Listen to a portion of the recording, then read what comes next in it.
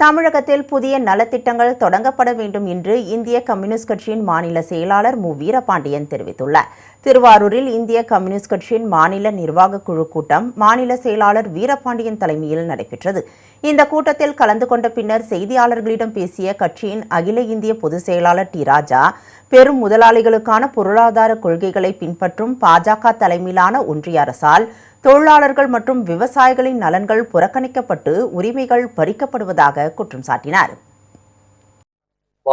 பாஜக தலைமையில் அமைந்திருக்கிற ஒன்றிய அரசு பின்பற்றுகிற பொருளாதார கொள்கைகள் பெரும் முதலாளிகளுக்கான கொள்கைகளாக இருக்கின்றன. தொழிலாளர்கள், விவசாயிகள், அவர்களுடைய உரிமைகள் பறிக்கப்படுகின்றன, நலன்கள் புறக்கணிக்கப்படுகின்றன.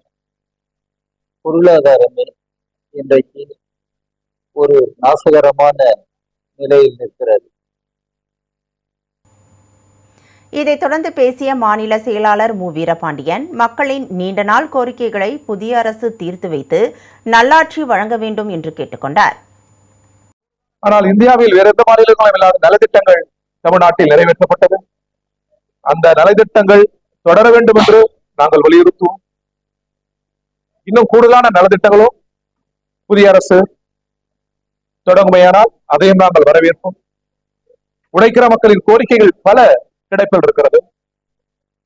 இவை யாவற்றையும் புதிய அரசு செவிமடுத்து அந்த பிரச்சனைகளை தீர்க்க வேண்டும் என்று நாங்கள் தொடர்ந்து வலியுறுத்துவோம்.